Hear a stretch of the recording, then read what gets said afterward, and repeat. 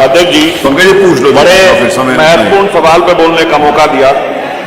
मान्यवर, मैंने कानून व्यवस्था का एक सवाल उठाया आपराधिक घटनाओं के संदर्भ में। अध्यक्ष जी, ये जो जवाब मेरे पास आया है, ये कानून व्यवस्था की पोल खोलने के लिए काफी है। मान्यवर, इसमें 7 महीने का डाटा दिया है, पूरा डाटा इन्होंने दिया है वर्षवार पंजीकृत अभियोगों की कुल संख्या। अगर मैं बात करूं 7 महीने की, तो 1/1/25 से 31/3/25 तक 1,03,048 मामले पंजीकृत हुए, जिनमें 57,475 प्लस सजा हुई। मान्यवर, सजा दिलवाना किसकी जिम्मेदारी है? लगभग 45% लोग न्याय से वंचित रह रहे। मान्यवर, मैं पूछना चाहता हूं, क्या कारण रहा, किसकी वजह से देरी हो रही है, आम जनता को न्याय नहीं मिल पा रहा? क्या सरकार जल्द से जल्द इन लोगों को भी न्याय दिलाने का काम करेगी? दूसरा, कोई तो नियम कानून होगा मान्यवर, जिसमें कोई सीमा तय कर जाती हो, समय सीमा कि इतने समय से इतने समय तक। मान्यवर, सख्त होना पड़ेगा। आज हर एक पूरे प्रदेश के एक बच्चे की, एक बेटी की, एक बड़े बुजुर्ग की, हर एक नागरिक की सुरक्षा की जिम्मेदारी से न्याय दिलाने की जिम्मेदारी आज आपकी। आज आप कुर्सी पर बैठे हैं मान्यवर, आपको जिम्मेदारी लेनी पड़ेगी, सख्ताई करनी पड़ेगी। अगर कोई ढील करे मान्यवर, तो उसके खिलाफ कार्रवाई करे। मान्यवर, सोचना पड़ेगा। आप अच्छे काम करते, हम तारीफ करेंगे जब जो अच्छा काम होगा। लेकिन मान्यवर, शामली में जाकर के पूर्व मंत्री, पूर्व सांसद किसी मामले की बात कर रहे तो खुलेआम अखबार वालों के सामने जाकर के कहते हैं कि सीओ को नहर में फेंक दूंगा। यह पुलिस का इकबाल रहेगा? यह पुलिस न्याय दिलाएगी? ना तो आज तक इसका स्पष्टीकरण आया कि सीओ की गलती थी, और ना मुकदमा दर्ज हुआ। अगर मैं कोई बात ऐसी कह दूं तो यहां से निकलते ही मुकदमा दर्ज हो जाएगा। क्वेश्चन मार्क करता है, प्रश्न चिन्ह लगता है। मान्यवर, बताना चाहिए आपको कि क्यों मुकदमा दर्ज नहीं हुआ। ऐसी बातें करके पुलिस के इकबाल को खत्म करना चाहते हैं मान्यवर।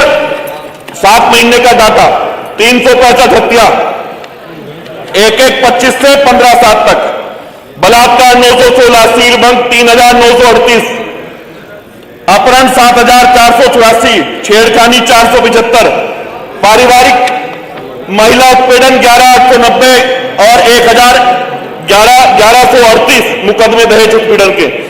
मान्यवर, अगर 2016 से देखा जाए तो अब तक किसी भी तरह से कोई कम नहीं कर सकता इस आपराधिक मामले को।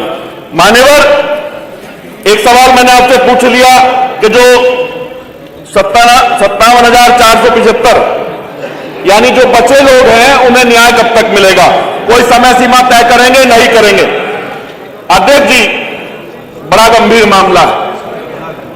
आपके माध्यम से पूछना चाहता हूं, भारतीय न्याय संहिता के अनुसार प्रत्येक जनपद में, एक जनपद में जनता को न्याय दिलाने के लिए, जल्दी और सही न्याय दिलाने के लिए एक जनपद में कितनी फोरेंसिक टीम होनी चाहिए?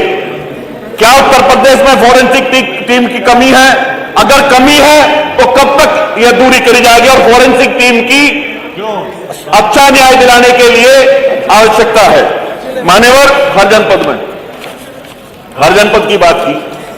मान्यवर, अगर हम महिला अपराध की बात करें, अगर कोई महिला सेक्सुअल असल्ट से पीड़ित हो जाती है मान्यवर रात के समय में, तो क्या पुलिस उसकी डॉक्टरी करा पाएगी? ऐसे कितने जनपद हैं जहां आंतरिक और बाह्य डॉक्टरी तत्काल मान्यवर 4-6 घंटे में, मेरी जानकारी के अनुसार सबूत खत्म होने के का वो रहती है, अंदेशा रहता है। Thank you. इस तरह से बेटियों को न्याय मिल पाएगा मान्यवर? वो मैंने आपको पहले बोला था। अच्छा, एक मामला और बताऊं मान्यवर? नहीं, मामला मत बताइए, प्रश्नकाल समाप्त। ये तो सवाल है, मैं सवाल पूछना चाहता हूं, आईटी के कितने सवाल तो पूरा जाए, इनकी बात आगे गंभीर कोई मामला देखिए, बात आना चाहिए। एक सवाल मैं ये जानना चाहता हूं, आईटी के कितने मुकदमे दर्ज हुए? आपने एक बात कि जवाब हम देंगे, जवाब आप दीजिए। आप वो एक प्रश्न पूछा, उसकी बात अब तो खत्म हो गया, जवाब आपका समय समाप्त। बैठिए प्लीज, पंकज जी बैठिए। 12:20 हो गए। मैं उत्तर भी के लिए भी, मंत्री जी चाहे तो उत्तर दे दे, ना चाहे तो ना दे। नहीं, 12:20 हो गए, 3 मिनट नहीं है। जनपद का उपाय, जनपद की सूचना नहीं होगी, जनपद की सूचना तो नहीं होगी।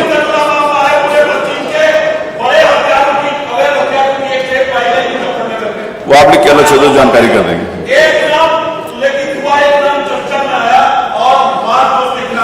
अब ऐसे नहीं पता चलता ना, कोई यहाँ जोशी छोड़ी बैठे हुए हैं, वो तो ले लेंगे तो आप बताओ लिख के तब लेंगे ना, ऐसे कैसे होगा।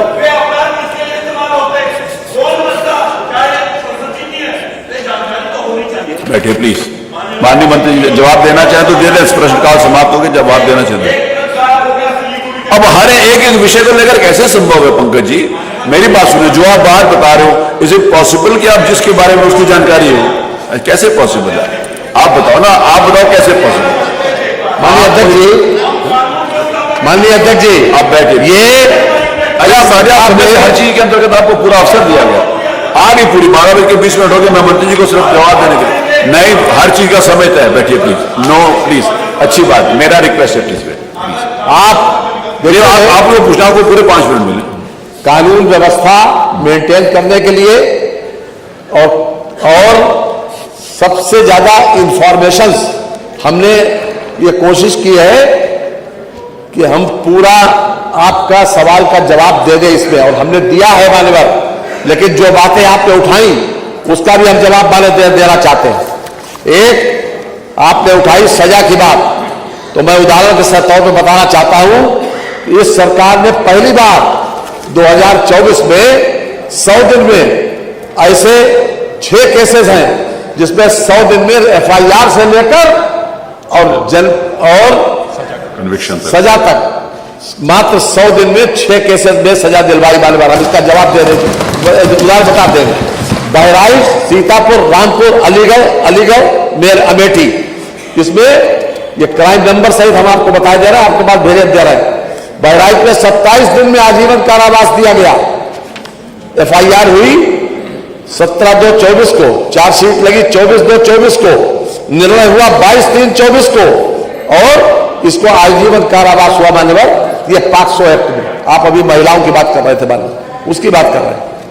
सीतापुर में FIR हुई 14/10/24 को, 28/10/24 को चार्जशीट लगी, 29/11/24 को निर्णय हुआ, आजीवन कारावास हुआ, ये भी POCSO एक्ट में 32 दिन के अंदर। मानवर रामपुर, इसमें 8 तारीख को FIR हुई अगस्त को, 19 अगस्त को चार्जशीट लगी, और 21 और 24 को जजमेंट हो गया, 20 वर्ष अथवा अधिक से अधिक सजा, 33 दिन में सजा हो गई। मानवर इस तरीके से 6 केसेस ऐसे हैं जिसमें 55 दिन, 79 दिन, 93 दिन, ये 24 में सजा हुई मानवर, और 25 में ऐसे 11 केसेस हैं जिसमें 134 दिन में, कम से कम 22 दिन में, और ज्यादा 134 दिन में ये सजा हुई मानवर। हम आपको दोनों कागज भेजे देते हैं और आपको भी भेजे देते हैं। बलरामपुर, जौनपुर, चित्रकूट, फिरोजाबाद, श्रावस्ती, बुलंदशहर, हाथरस, रामपुर, बदायूं, रामपुर, ट्रांसजेंडर कमिश्नरेट गाजियाबाद, इसमें 22 दिन से लेकर 134 दिन के अंदर सजा हुई। सजा अपने आप में यह शो करती है कि हम किसी भी तरीके से, कोई भी आदमी को यह हिम्मत न हो कि उस लाइन पर जाए, कि वो अपराध का रास्ता इस्तेमाल करे। ये इतनी जल्दी सजा किसी कार्यकाल में मान्यवर नहीं हुई। यह हमने सजा दिलाई, और एक वैधानिक तरीके से, एक न्यायिक प्रक्रिया तरीके से रही बात फॉरेंसिक की बात पे बात करेंगे, आपकी भी सरकार रही, लेकिन हमने इस समय 12 फॉरेंसिक लैब एग्जिस्ट कर रही है। इस समय फॉरेंसिक लैब आगरा, लखनऊ, गाजियाबाद, कन्नौज, गोरखपुर, प्रयागराज, मुरादाबाद, बनारस, गोंडा, झांसी, अलीगढ़, बरेली, और 3 अंडर कंस्ट्रक्शन है, अयोध्या, बांदा, बस्ती, और 3 के लिए जितनी जगह मिल जाएगी उसको भी पूरी कर देंगे। यदि पूरी सभी मंडलों में, 18 मंडलों में फॉरेंसिक लैब स्थिति, और हर जिले में 2-2 मोबाइल फॉरेंसिक व्यवस्था की गई। मानवर हर तरह से इस सरकार ने पूरी मुस्तैदी के साथ कानून व्यवस्था को मेंटेन करने का काम किया है, और मैं समझता हूं कि पूरे प्रदेश नहीं, पूरे देश और दुनिया में इस बात की कीर्ति है कि योगी सरकार में कानून व्यवस्था 1 नंबर किया।